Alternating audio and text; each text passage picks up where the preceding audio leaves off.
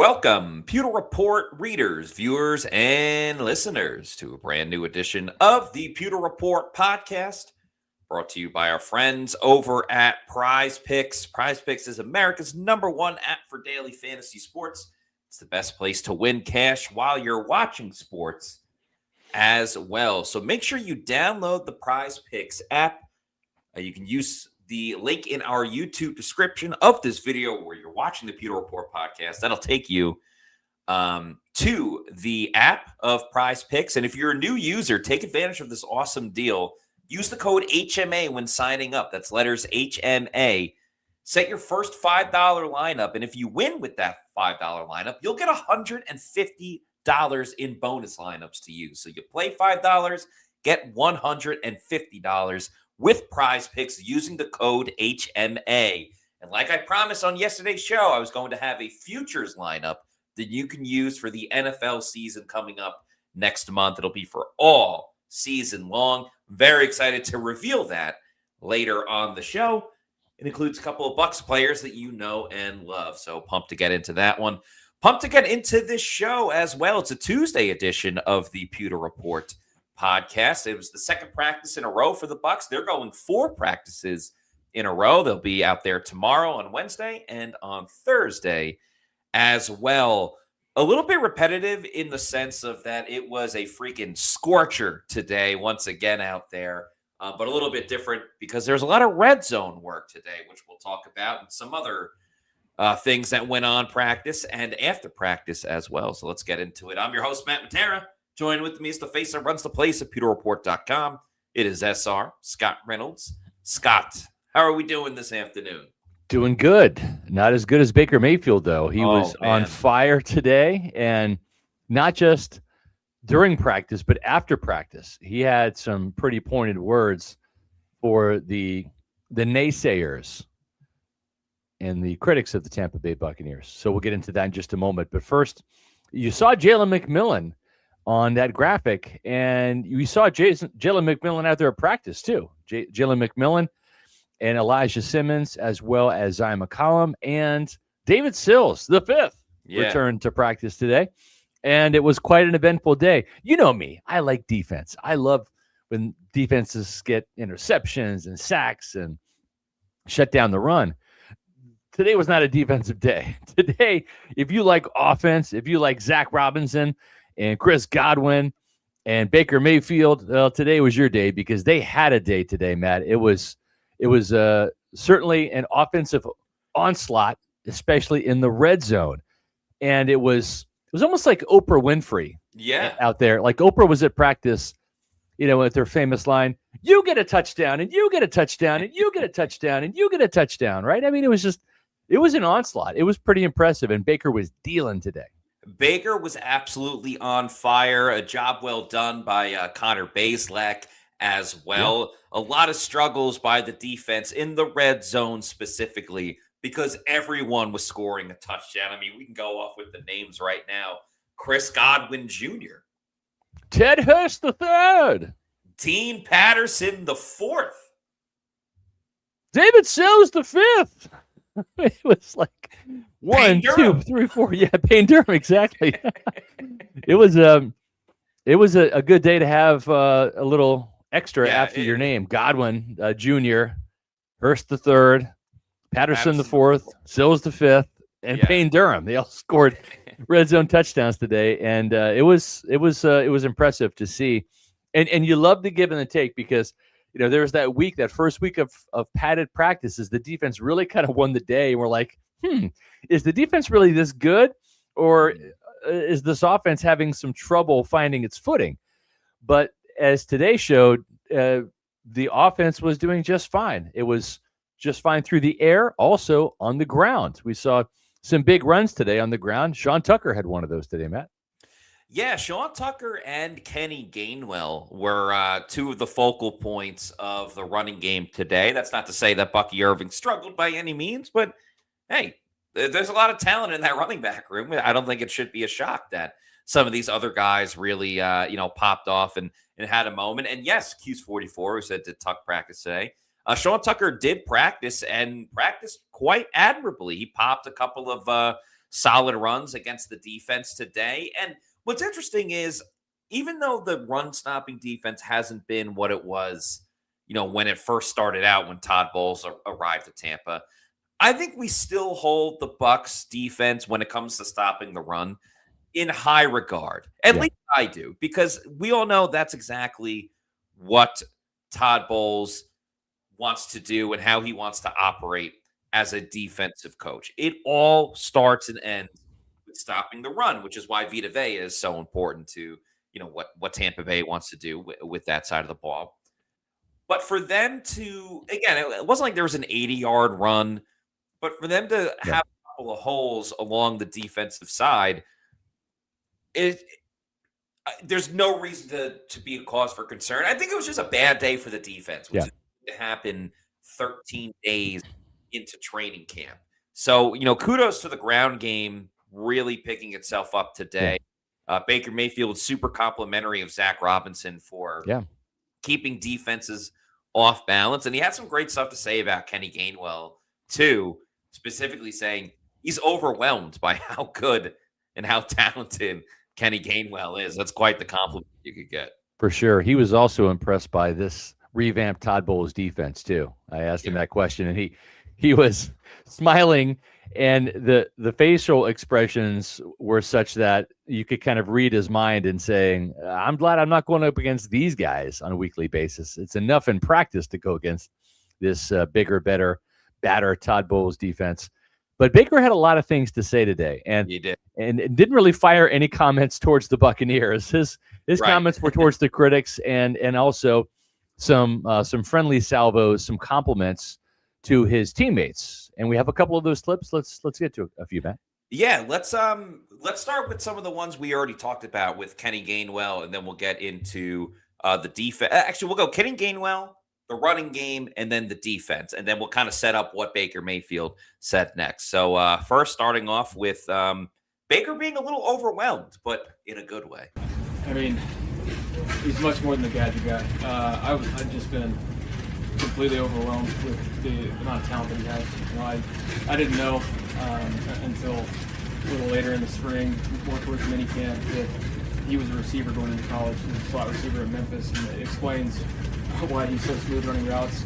And just his run game, he stays true to his tracks. He reads his blocks really, really well. I thought he's been, a huge addition for us. Just another spark to get Bucky a spell. And then obviously you still have Tuck in there, and Josh Williams had a great camp as well. But KG is another guy, just a veteran presence, a leader, a guy that leads by example and continues to help set the tone for us on offense. Scott, you were pretty big on Gainwell coming out of Memphis and the receiving prowess that he's had. Yeah. I almost feel like it started with that, and then the running game, at least during his brief time in Tampa, has started to pick up, dating back to last week against the Jets. Yeah, he's such a complete player. He's so fun to watch. He's the kind of guy that literally could have a 100-yard game. It could be 100 yards receiving, or it could be 100 yards rushing, or it could be a 50-50 to comprise those 100 yards. He's just that talented of a guy. Incredibly quick, fast, decisive. In some ways, and I'm not throwing any shade against Rachaad White here, but it's just night and day how decisive of a runner he is, the instant acceleration.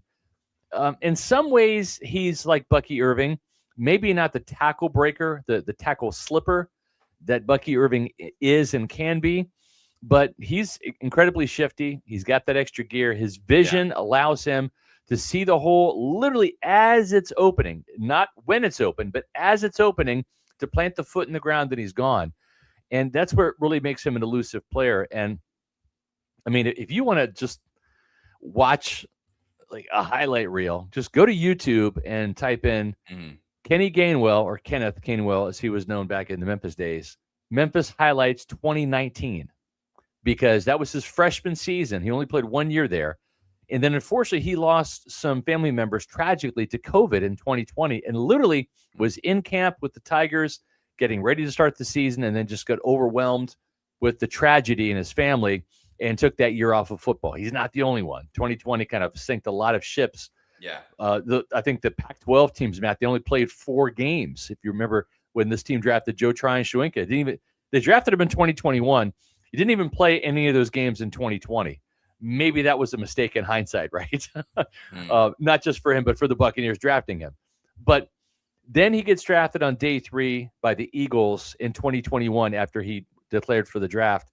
The Buccaneers wanted him, and they were really contemplating getting him. The Eagles beat him to the punch, and he's just developed into a really, really good complementary piece. And I think he can be maybe in a season-long feature back, but if something were to happen to Bucky Irving again, like what happened last year where he's out, I think he can be a more effective player than Rachaad White was in terms of yardage gained on the ground and through the air.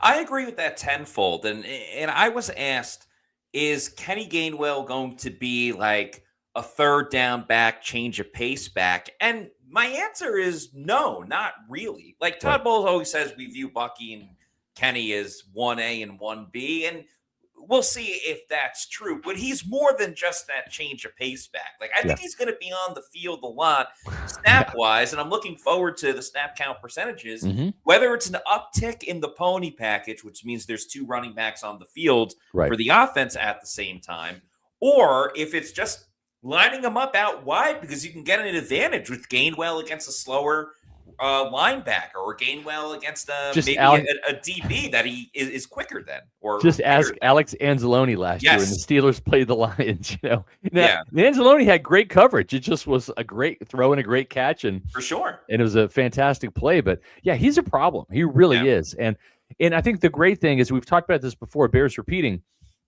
Sean Tucker's gotten better as a pass protector and as a receiver. We know he can run the ball. Bucky Irving has gotten better as a receiver as well. 3 touchdowns last year through the air, only 1 on the ground. Yeah. And everybody remembers that 70-yard catch and run he had against the Eagles. He needs to probably pick it up a little bit. He's probably the shakiest pass protector of the 3 backs. But I think the advantage that Tampa Bay and Zach Robinson has is with those 3 guys, they're all 3 similarly built. All 3 of them can pretty much do the same thing, just in a little slightly different way, a little flavor for each one of them. And I think that makes it difficult because when you have the big back and, the thunder and lightning, like it was with Rachaad White and Bucky Irving, or even in Atlanta, the Bijan Robinson and the Tyler Algier, defenses can kind of key in on that and say, all right, it's the big back, so they're not going to be running this play. They're not going to be doing tosses to him like they would Bijan. And it kind of limits the amount of plays the offense can run. It allows the defense to guess a little bit better about what's coming. Now, with these 3 guys, it's like the shell game, right? Zach Robinson can run any play with any of these 3 backs, and there's no tell for the defense to pick up on. I think that's going to be a sneaky secret weapon for the Bucs this year. No doubt about it. And that's what Baker Mayfield spoke about, too, where he was asked about Zach Robinson implementing the run game and getting back to not just a hat on a hat type of blocking, like getting back into zone blocking as well, which the Bucs haven't always been as good at. But what it does is it keeps the defense honest into not just going after, one type of running style over and over, which is where Kenny Gainwell certainly can thrive in. I see you laughing at something. I'm guessing it's a super chat. Yeah, we probably need to address this right away. Okay. All right. We'll get back to the run game in just a moment. Dash, this is the one you're looking at, I'm assuming? Yes. Thank you for the $1.99 super chat. I'm sensing a lot of sarcasm. I hope so. It says, Braswell breaks out this year, just needs more snaps. Yeah. Well, it's not going to happen. You may have said it, Scott. Like, realistically, he is 9th on the depth chart at outside linebacker. I mean, we saw what Jack Pyburn did. Braswell's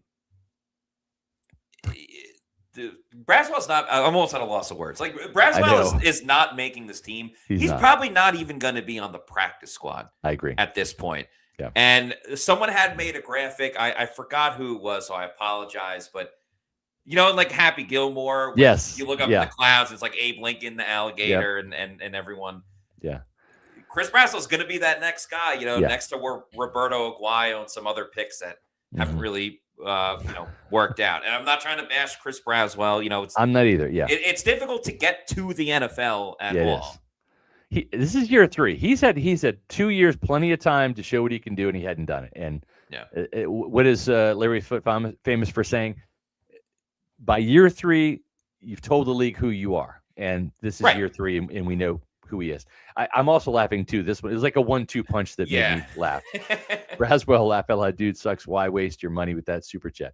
I mean, I'm sorry. That's just funny. And I'm not laughing at Chris Braswell, but just at this point in time, honestly, if I'm the Buccaneers, he has 0 trade value, former 2nd-round pick, but he's done nothing to warrant even a 7th-round pick. Like, you just can't trade him for anything. At this point in time, you almost want to just like show him some mercy and just cut him now. Maybe he latches on with another team, because I don't know that the film's going to get any better against the Chiefs or the Jaguars. And it's almost kind of like a mercy. I don't want to use that word, but like a mercy situation, right? Where it's like, you're just here, man. Like, we wish you well. Please, hopefully you try to latch on with another team right now. Maybe you get lucky. I don't know, but he's not making this team. He's not done enough, unless for some reason he goes down over the next 2 games and has 5 special teams tackle per game. And Danny Smith stands on a table and says, this guy may not be able to rush the passer, but I need him covering kicks. That's the only way that he makes this team. And that would be as player number 53 on the roster. And I just don't see it happening. I think another good example is, like, look what David Walker's done in this training camp alone. After being a 4th-round pick and tearing his ACL. He has come back and played better than Braswell has in 2 years. And I think part of the, when teams take a chance on a player where it didn't work in one spot and you start the reclamation project, there's at least like flashes and glimpses of, we've seen this. Maybe we can tap into that a little bit more. We can tap into what's worked for him. But to be blunt, nothing has worked for him. I know. Whether it's been in the regular season or even in, in training camp, there's been nothing that has worked for Chris Braswell. And, I don't think it's necessarily going to work this year either. I'm with you. And you know what? It's like sometimes it just takes some time. Matt, you've been around long enough. Jason Light could not draft a running back or acquire a running back to save his life. All right. Between Charles Sims and Jeremy McNichol and Keyshawn Vaughn, right? Like, so many swings at the fence for the running back position, could not land one. Finally had to settle for free agency and get Leonard Fournette, right? And that kind of worked. Rojo kind of worked for maybe 1 year, but he, it was good enough. Yeah, good enough in 2020, the year that mattered, right? Yeah. But then Rashad White, then Sean Tucker, and undrafted free agency, then Bucky Irving. Yeah. Right now it's like he's got it. He's on a roll. Now it's like you look back, and after Braswell, it's like Yaya Diaby, okay, David Walker. Okay, Reuben Bain. Okay. Sometimes it just takes time to really kind of get in the groove in a draft situation and really be able to hit on a position. This team can draft wide receivers, man. Mike Evans, Chris Godwin, Jalen McMillan, Ted Hurst now. Abuka. Yeah. So sometimes, I mean, hey, better late than never. And so I'm just, that's just something that I want to rag on Jason Light all you want about the Noah Spences and the JTSs and the Chris Braswell. That's fine. That's all true and factual. But the NFL is also a "what have you done for me lately" league, and the latest results are pretty good at outside linebacker, and let's hope that continues. They are good for sure. And I don't know. I just find it so fascinating. People will clown on bad draft picks, but the hits have been way better than the misses for Jason Light and the opportunities he's had as a general manager to construct this roster. Oh, do you mean drafting an average of 4 starters every year for the last 4 years? That's exactly what I mean. Right. I know. Spot on, Matt. Spot on. Yeah. So it's like, I get it. Like, everyone can look at bad picks and say, what on earth were you doing? But I don't know. No one seems to be clapping for Jason Light when we see Tristan Wirfs get an all-pro. Love says Aguayo just needs more kicks. Yeah. I guess when things are bad, there's a there's a hint of embarrassment to it. Or, yeah. So I guess people like to point and laugh at it, but it is what it is. Getting back to the run game, though. Yeah, let's talk about it. Baker, talking about Zach Robinson, how he's been able to set up things really well in the run game. I think just not always relying on the gap scheme stuff. I think when you look at, we started out as much more mid-zone zone schemes in 24, and then the changeup was our gap puller game, and that's we were able to crease people, and they didn't know what was coming. And so last year we kind of leaned on that too much to where teams can really tee off on it, bring some pressures to stop that and mess with it. It's tough to run when defenses get a beat on that. So I think just Zach's understanding the run game, how to keep teams unbalanced on the defensive side of the ball, how to set things up, and just the play action off the run game. I've said it to you guys, but you can't win this league dropping 50 times a game, drop back 50 times a game. You have to be able to run the ball, have to be able to play action screen. You need to be able to throw it when you have to, but it starts with the run game and play action right after that. That's exactly right. It's spot on and great insight from Baker Mayfield how true it was, because I think some of the best running the Bucs do is straight up through the A gap. Whether it was Rachaad White last year or Bucky, just right through the A gap. But when you do that 20 times a game, teams become privy to it, and then they start stopping it. Beginning with the zone, and then bam, you hit them with A gap, or you pull Tristan Wirfs. Yep.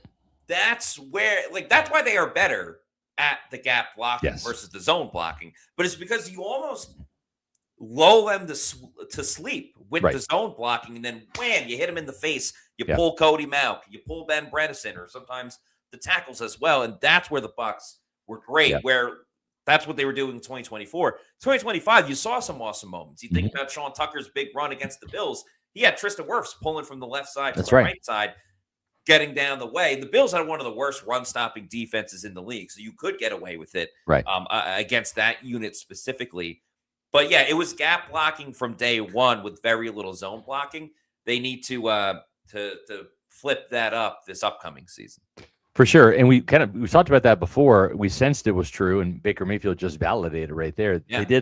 Josh Grizzard leaned too much on that. There wasn't enough diversification. Granted, with Mike Jordan and Dan Feeney, you're not going to be running wide zone. They just don't have the athleticism to do that. So, handcuffed a little bit, but at the same time, it's like when you lean on it too much, you become too predictable. And it's no wonder then, even when Bucky Irving returned to action, didn't come close to 4 yards a carry, much less 5 yards a carry like he had in 2024. Yeah, and in fairness to Josh Grizzard, that's where the injuries to the O-line really hurt, because you weren't able to, be as efficient or call exactly what you want to call without that. But we just talked about the defense a moment ago, and Baker's been going up against the Bucs defense with the exception of the Jets in those two joint practices. So he's seen firsthand some of the new additions and what they've brought to the team. A lot of praise for Josiah Trotter, too. Now, he mentions a couple of players, but listen intently to what he says about Trotter. They're aggressive. There's a lot of things that look different, some schematic things that Todd's doing different, some good change-ups that definitely mess with the QB's eyes and just your fundamentals from the get-go. But it's obviously you added in talent on the defensive side. The front just looks completely different. I mean, Vita hadn't even been out there yet, but it's unreal. We've got too deep for sure, and it's a talented group up front, and then linebackers. So it allows them to play free. I think Boss has taken some big steps, and Alex Anzalone, an incredible player. I think physically he's able to cover a lot of ground, get those guys on the same page, and then a guy like Trot, he's an animal. He's not a rookie. He's physical, he's aggressive, he talks shit, and you know what? We needed guys like that on the defense, and to have a rookie that's that confident in it is really good for the Bucs. Yeah, that's good stuff, man. Good stuff from Baker today. We have a little bit more to tell you about when it comes to Baker Mayfield. But right now, we're going to tell you how to hack your health at one of the premier health expos that's coming to Tampa later this fall.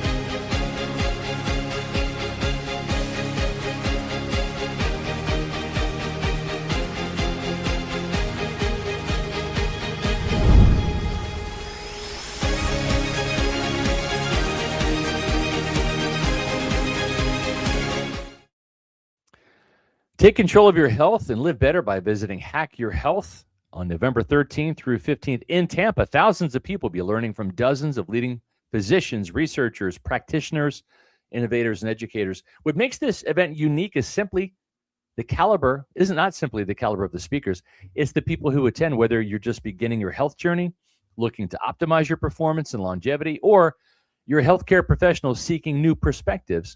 Hack Your Health brings together a community united by one belief. There's always a step forward. More than a conference, Hack Your Health is an immersive experience designed to inspire curiosity, meaningful conversations, and practical action. Throughout the weekend, attendees are going to have the opportunity to learn from trusted experts, engage with innovative brands, experience emerging health technologies firsthand, and connect with people who share a passion for living healthier, more vibrant lives. Visit hackyourhealth.com for more information and register. Use the promo code PEWTER100 at checkout and save $100 off your weekend pass. If you notice the dates, November 13th through the 15th, that's the Bucs bye week. So it's something to do when you're not watching Bucs football. You can go visit Hack Your Health at the Tampa Convention Center. Why don't we get to a couple of super chats? Let's do it. We'll begin with Callum Shaw. Thanks for the $1.99 super chat. Says, is there much concern for how quiet Chris Godwin Jr. has been?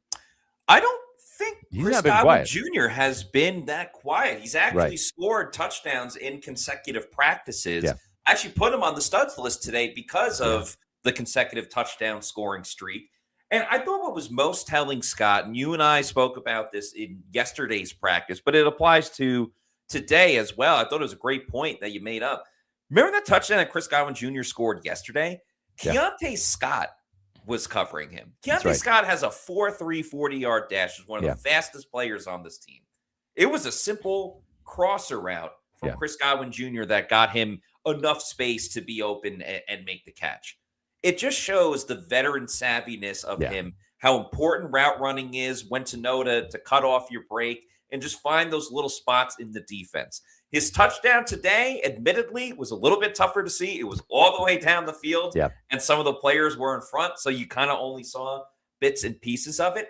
But this is what Chris Godwin Jr. is going to be for the team this year. And the reason why I put him on the studs list as well is the touchdown numbers have not been there for Chris Godwin Jr. over the past couple of seasons. There's a couple of factors there.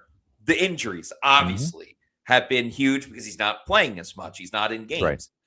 Having Mike Evans there, he takes a lot of those targets in the red zone, and understandably so. It's paid off really well for the Bucs and Mike in his career. But what Chris Godwin Jr. is going to bring to this team, and let's be real, like, he's not in his prime anymore, but that doesn't mean that he can't have big moments and be a big contributor to the Bucs. I don't think he's going to have crazy 60-yard bombs down the field and big splash plays like that. What Chris Godwin Jr. is going to do is he's going to make the 15-yard catch on a 3rd and 14. He's going to get the diving catch on a 3rd and 7 that moves the chains. He's going to be open in the zone defense. He's going to find that little area and be open and catch the ball.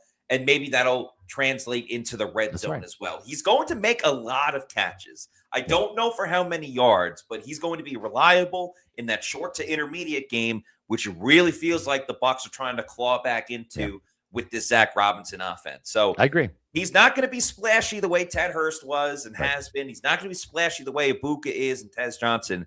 But quiet, definitely not so far in camp. Yeah, I agree. I had him as one of the top 5 standouts in camp so far. And this was about a week ago. But as you said, yesterday, today, guys still getting open, catching touchdowns. That's all you got to do. Get open, catch touchdowns.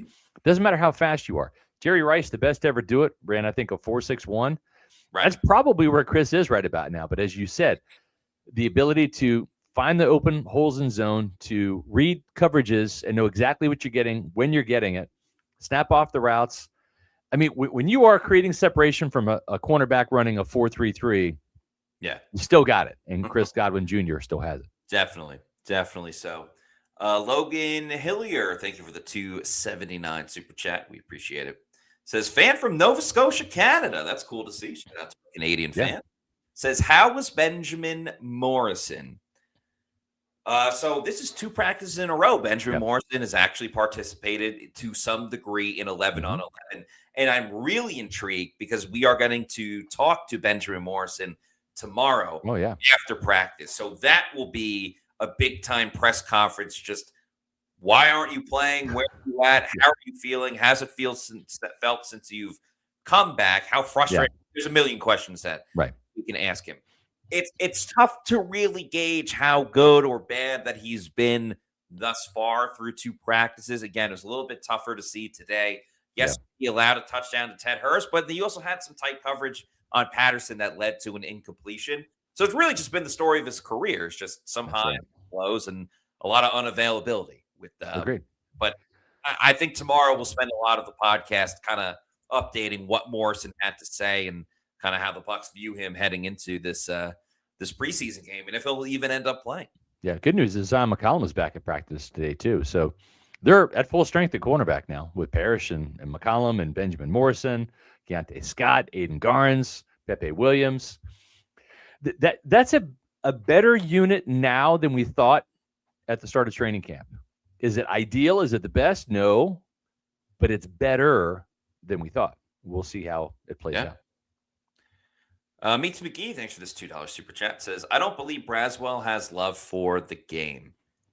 I don't know. I mean, that's not really for me to say or judge. I can't look into the kid's heart. I can only see what he does in the field with his body. I can't get inside him. So I don't know. Sometimes you're just not good enough. Sometimes you're a really good college player. Yeah. And we've seen guys that set records at the college level, with interceptions and passing yards and touchdowns, and they just light it up, and they get to the NFL, and they topped out at a good or great college player. And I just think that's what Braswell was. I will say this too. Braswell, JTS, one of those common denominators is that they drafted a guy with 1 year's worth of production. Mm-hmm. And Yaya Diaby, honestly, the same way.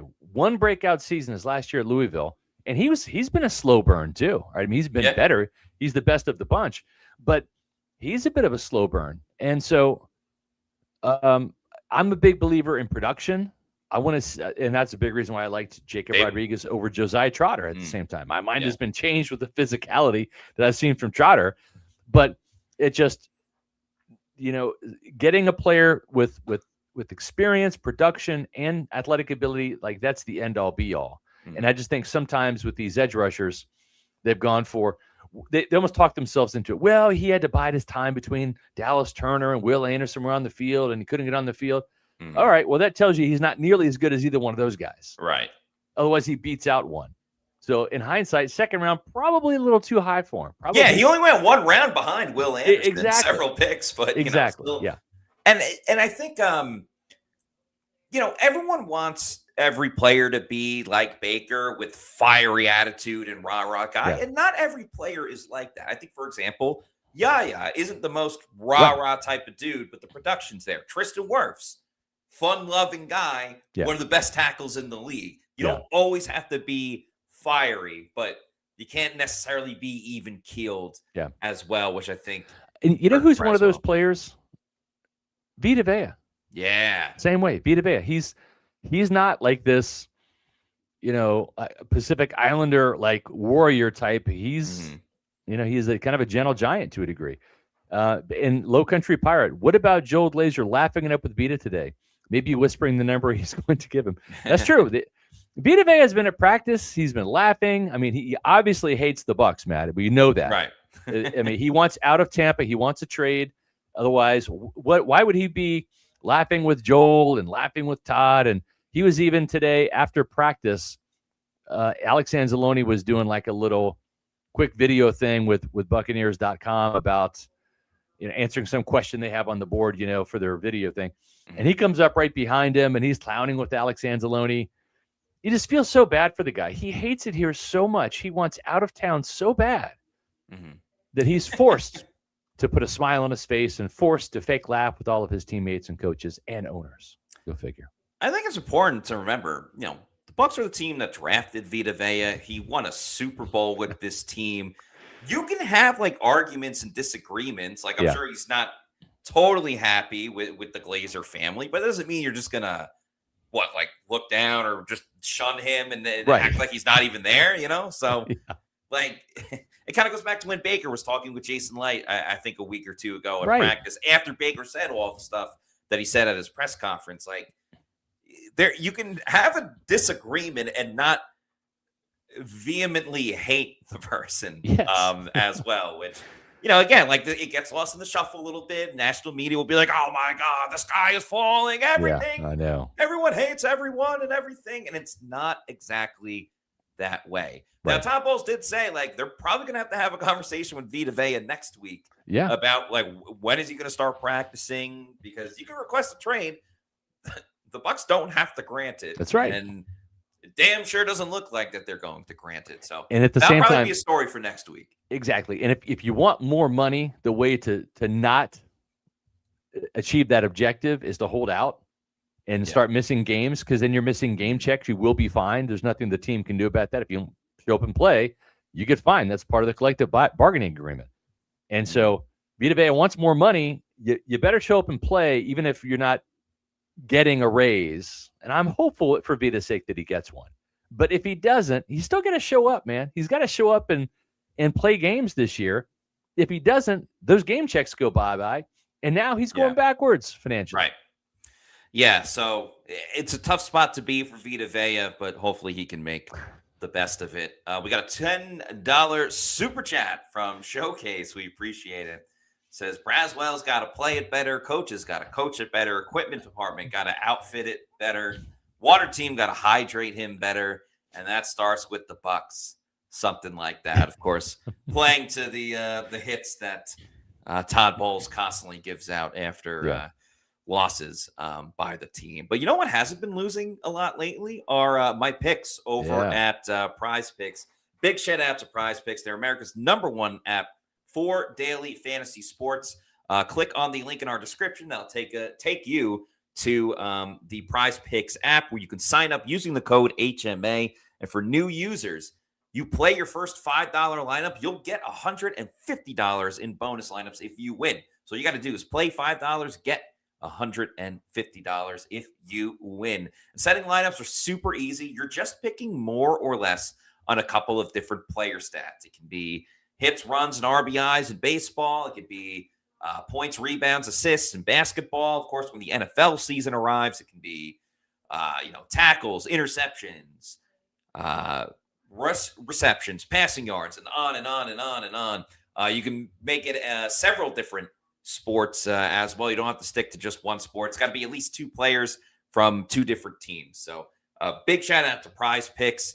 And I've won 2 in a row, which I'm very happy about. About to pull my lineup on the screen. As I mentioned on yesterday's show, I am going to, and I did come up with a season-long lineup that you can use over on PrizePicks. I got to jot this down, Matt. I want to win some money here. What you got? Yeah, so real quick, just want to give a shout out. Yesterday I had Paige Buchers more than 1 or a half of a three-pointer, and Suzuki more than 1.5 hits, runs, and RBIs. That hit. And then, of course, when I did my all-New York lineup, that hit the other day as well. So I was looking at some of the stats for season-long lineups. I got a 4-pick power play coming up. I put $20 into this. If this hits, it will pay out $200. And just for those that are going to set this lineup as well, you can choose to do the 4-pick power play, or they have another option where only 3 out of the 4 have to hit. Now, it's a little bit of a lesser payout. It's about 20 to win 120, but you do get that little extra help of not having to hit all 4 in case one doesn't hit. Now, with PrizePicks, when you set your lineup, you have to have at least 2 different teams. So I want to go Bucs heavy, but I needed another player from another NFL team as well. We'll get to that in just a moment. First on the list, Antoine Winfield Jr., more than 89.5 tackles and assisted tackles. Anytime he's played at least a full season, he's gotten over 90, or at least around 89 to 90. Played 17 games. Last season had 93 tackles. Now he's going to play up in the box a little bit more because he's got help with his team at linebacker and with Tyke Smith at safety. So I think we're going to see more of a and Antoine Winfield Jr. talked about some of the wrinkles that will be involved with him on the defensive side. So I really like this for Antoine Winfield Jr. Chris Godwin Jr., sticking with the juniors, more than 60.5 receptions. What I said before, he's going to be a receptions merchant for this team. And, even so 2024, when he only played in 7 games, he still had 50 receptions. No. 50 receptions in 7 games. Last year, very, very injury plagued. Played in 9 games, 33 receptions. So if he even plays 15 games, and remember, no Mike Evans, so more targets for Chris Godwin Jr., 60.5 receptions. If he's able to play around 15 games, I think this is going to go well over with how the offense is going to be orchestrated and constructed this year. I agree. My last Buccaneers one, Bucky Irving, more than 799.5 rushing yards. So essentially, can Bucky Irving get to 800 rushing yards? I will point out, we all know how great of a rookie season he had, getting over 1,100.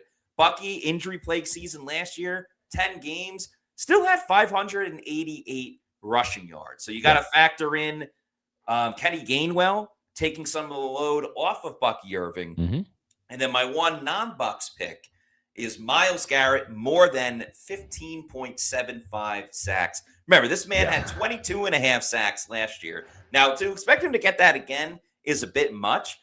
But for Myles Garrett to record 16 sacks, going to the Rams, where he's probably going to have Aaron Donald with him. I mean, he was getting 22.5 sacks with the Cleveland Browns, who stink and don't win games. The Rams will be winning a lot of games this year, despite being in a tough NFC West division. More opportunities to get after the quarterback when the losing team has to try to tie the game up by throwing it more. My goodness, 15.75, 15 3/4 essentially. I'm in. I think that's a pretty good deal. So that's that pick. That's a 4-pick power play, mostly Bucs related. Yep.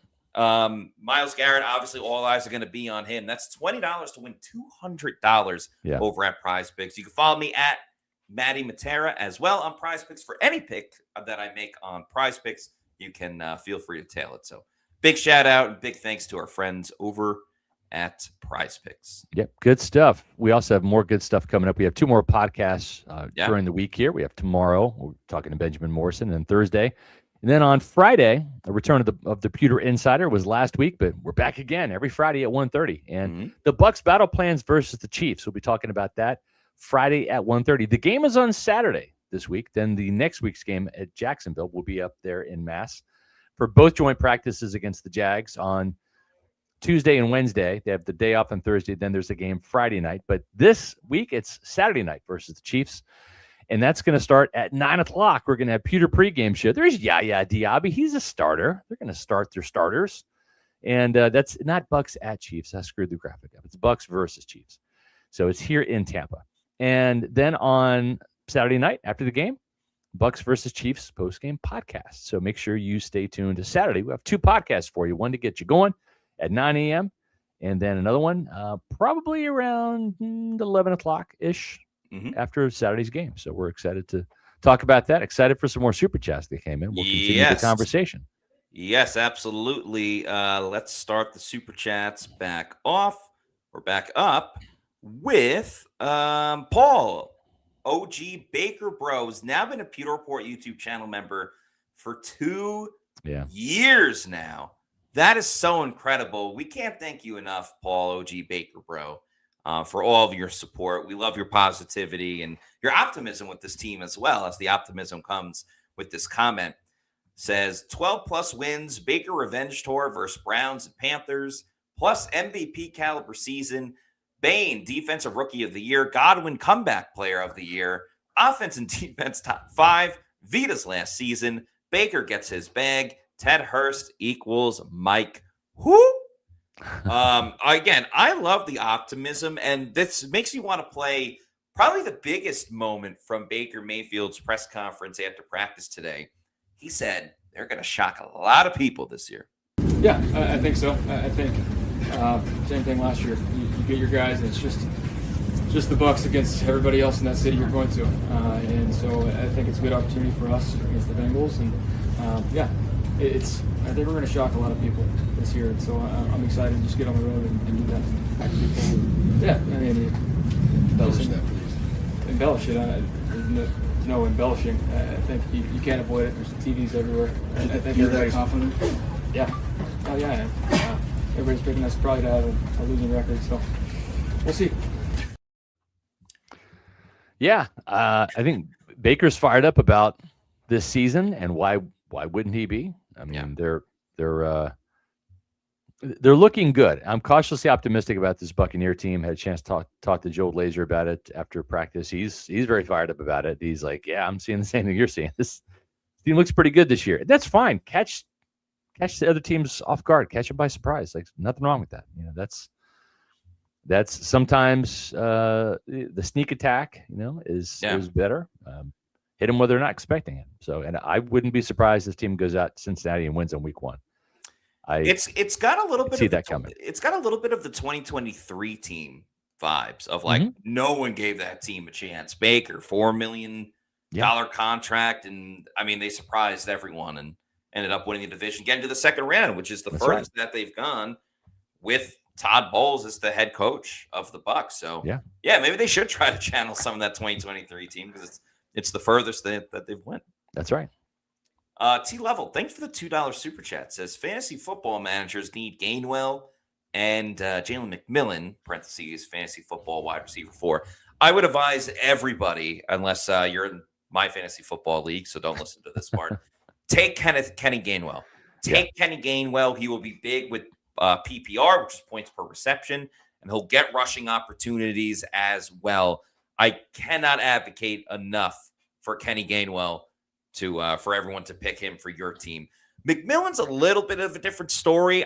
I'm a little cautious about his injury right now, even though he did come back today.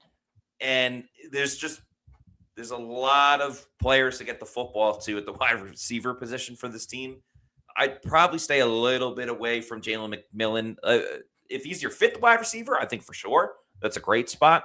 But wide receiver 4 is typically your first wide receiver off the bench, depending what type of league that you play in. And I think it's a little too risky right now. I would say the guy I think is intriguing, and you're probably going to get him later, especially if you're playing against people that aren't Bucs fans or whatever. But Ted Hurst can be a red zone weapon, and he might end up with a modest stat line, 30 catches, 450 yards, but he might have like 6 touchdowns. Like, he might be a touchdown producer. And, hey, Tez Johnson last year had 5 touchdowns. Tez Johnson was the 2nd leading receiver in Tampa Bay behind Emeka Buka last year. So I'm just saying, I think Ted Hurst is a better player. He's probably going to get more red zone targets, and I think he'll score more than 5 touchdowns. Moving next to Paul O.G. Baker, bro. Thanks for this $5 super chat. Says Matty Diamonds and Eileen Natchuk video appreciation super chat. I'm getting fired up for this season. I dubbed the 2025 season the Make Them Eat Crow season. I think you mean the 2026 season. But yeah, appreciate it. Shout out to Eileen, friend of the program. We've been doing our quick recaps after each practice, and everyone else had went inside, and as we were getting ready to film it, the reason why we were out for so much longer is because Ruben Bain Jr. happened to be practicing on his own, and Eileen's a friend, and we talked about filming videos and stuff. So it was a great opportunity to get her back on the Pewter Report channel. So yeah, thanks for that. And shout out. We'll get to this. David Milroy says storm brewing in Tampa today. Seeing Bain practicing after practice. Baker. Kurt and intentional comments. Several rookie signing and overall energy coming out of practice. Love it. So we had finished up all of our press conferences, and some people went inside. The rest of us turned around, and all we see is Ruben Bain moving pants around, working on his footwork, his hand placement, his get off. Then he's actually doing pass rushing moves, and there was no one else on the field. It was literally just Ruben Bain Jr. About an hour after practice, still putting the work in, getting in extra reps, working on being a pass rusher. And I think it's just a great example of why he hopefully will be a fantastic player for the Bucs in his career. So here's a video of him working out, getting ready a little bit. The wind is a little bit of a factor into this, so apologize for that. But here's Ruben Bain Jr. working extra hard after practice.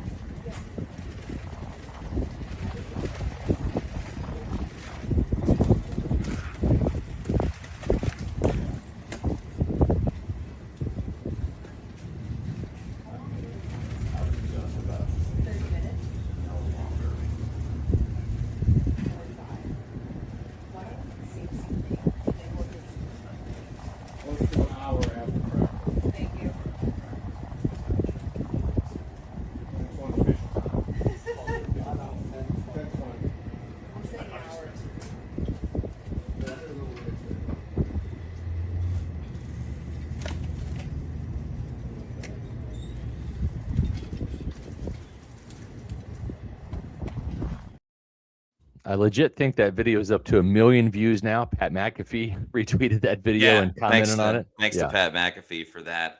Yeah.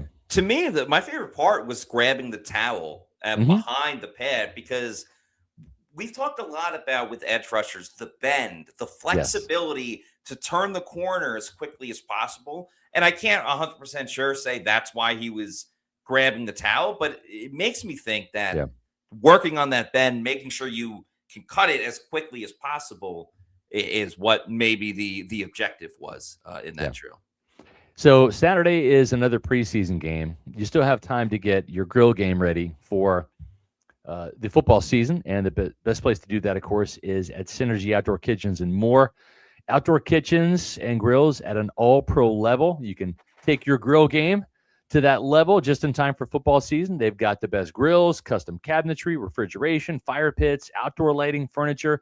Synergy Outdoor Kitchens and More can help you make the best of your outdoor space so you can entertain your family and friends in time for football season. Become the envy of the neighborhood and the place to come for those Tampa Bay watch parties and home tailgating. And now, when you buy a custom outdoor kitchen or any of their products that are outdoor kitchen-esque, you can get a free Coyote portable tailgate grill. That's an $800 value that you can take to the game and so do some tailgating outside of the stadium. And that's with the purchase of a new outdoor kitchen. Synergy Outdoor Kitchens and More, they have 4 locations. Wesley Chapel across from the Outlet Mall, and Sarasota Bradenton, where the walk-ins are welcome at those 2 locations Monday through Saturday. The other 2 are Tampa and Orlando. Those are by appointment, but give them a call. You are going to absolutely love the selection. If you're a grill guy and want to get your grill game on, this is the place to go. Call Synergy 813-933-1531. That's 813-933-1531. And check out their incredible website at synergyfl.com. Let's keep the super chats rolling. Thanks, everyone, for your support today. T-Level, appreciate the $5 super chat. Thank you. Says, serviceable secondary, nickels and corners galore, no safeties. Well, they're trying to hand safeties. They're not for a lack of effort. Yeah. They got some big safeties now. They have 4 safeties who are 6'2" or taller. Robert McDaniel, Ifeatu Melifonwu. Yeah. Xavier Williams, those are the 3 most current ones. Then they added Miles Killebrew, who's really a special teams ace. But they have 4 guys now that are kind of big. Todd Bowles wanted a bigger defense. He got that up front. He got that at the linebacker position. Now he's doing that to the safety position. So we'll see. I think Melifonwu is a keeper.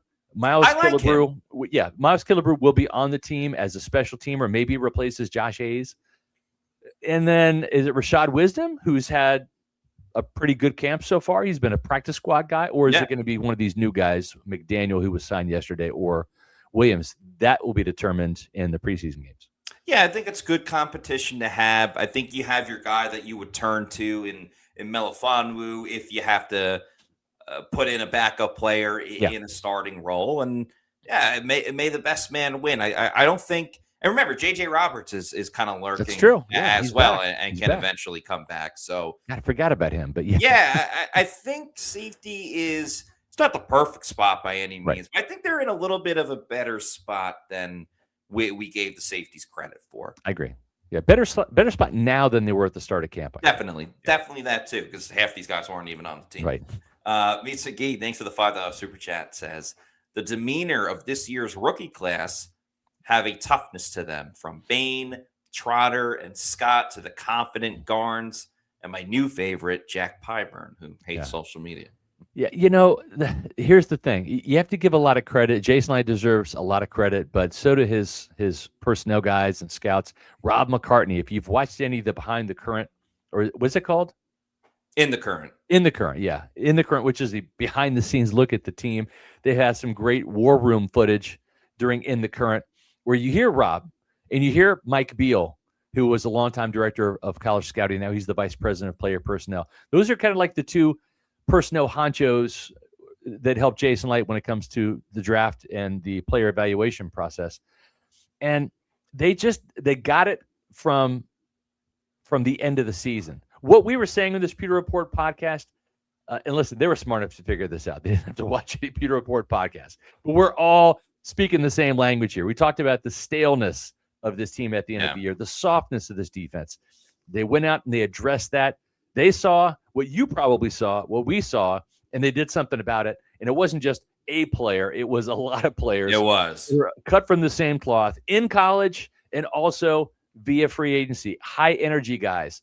Ashawn Robinson, Nacho, Alex Anzalone. These guys were brought in, and they all have quickly assimilated to each other, the rookies and the veteran newcomers, along with the holdovers from the last couple of seasons. And this is going to be a fun, exciting defense to watch. And yes, it is nasty. It's physical. It's tough.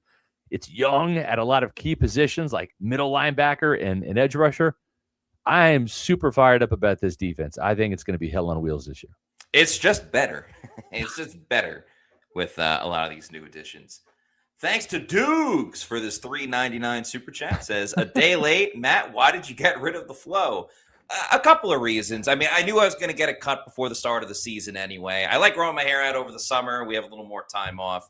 I was digging it. I was digging them. I appreciate it. I appreciate it. But I got word. I was lucky enough to be asked to go on Bucs Bonus, WFLA, with Jeff Dubrov. They asked me to go on the show, so I wanted to have a little bit more of a clean-cut professional look. Also went to a wedding on Saturday as well, so wanted to make sure I got a haircut for that too. I do miss the flow. Maybe we'll bring it back. But yeah, that's pretty much the main reason why I got a cut, and my parents were happy about it too. Yeah, there you go. So as long as they're happy, I'm good to go. So I grew a mullet during COVID. You did, yeah. That was long. So I couldn't get my hair cut, and my wife was digging it. My kids thought it was fun, and it brought me back to my high school days. Yeah, for sure. My Joe Elliott Def Leppard impersonation. Not as cool as Joe though. Ryan H, thanks for the $1.99 super chat, says, saw Joel was talking to Vita today. Yeah, we talked about that before. They clearly hate each other and want nothing to do with each other. So we'll see. Maybe it leads to something good. But I hope it just give Vita a couple extra bucks, man. I just hope that. Yeah, I think that's the best common middle ground, because at this point it's clear the Bucs are not going to sign Vita Vea to a long-term deal. Correct. And they're not going to trade him. And they're not going to trade him, so just give him a little bit of a raise, and that way he'll go out and play. Yeah. And probably his last year in Tampa, but at least you kind of end on a better note than, how it ended with like Mike Evans leaving. So that's right. Yeah. Hello, not goodbye. Thanks for the $2 super chat. Says, more ads. Whatever are we going to do? little joke there from yesterday's show. If you missed it, we had to give somebody a hard time that was complaining about all of our ad reads. We did like an hour and 25 minutes yesterday, and I think we had 4 commercials, I think, aside from like our promos, which, you're not, listen, first of all, the podcasts are free. We're not going to rehash the show yesterday, but the podcasts are free. We don't have like these 6 to 8 minute ad stacks for you, but we do have some businesses that when we look for new advertising partners, we think it's people that you guys can use and frequent and Patreon and become clients of and all that. And I think that's key. We're looking for businesses that can help your life, whether it's insurance or whether it's food or whatever. And great segue into another ad read here, but I'll keep this short and sweet. Game Day Men's Health, they've changed my life. I was low testosterone. I'm not anymore because of testosterone replacement therapy. It is a game changer. I'm 54. I feel better at 54 than I did at 44. That's the God's honest truth. And that's what it can do for you. Call today and get your complimentary testosterone test. Gentlemen, you get a free consultation, free test, absolutely free. Did I mention it's free? Yeah, you have no reason not to feel better. Call West Shore, South Tampa, Brandon, Palm Harbor, Largo, Sarasota, and just feel better. I'm passionate about this because I use Game Day Men's Health myself. I go to the South Tampa location. Check them out on GameDayMen'sHealth.com for more. Okay, it's a great website. Check it out. But these guys can help you get back to living a passionate, purposeful life that you may be missing out on. One blood test. Within 15 minutes, you get your results because they have in-house laboratories. They can give you your testosterone score.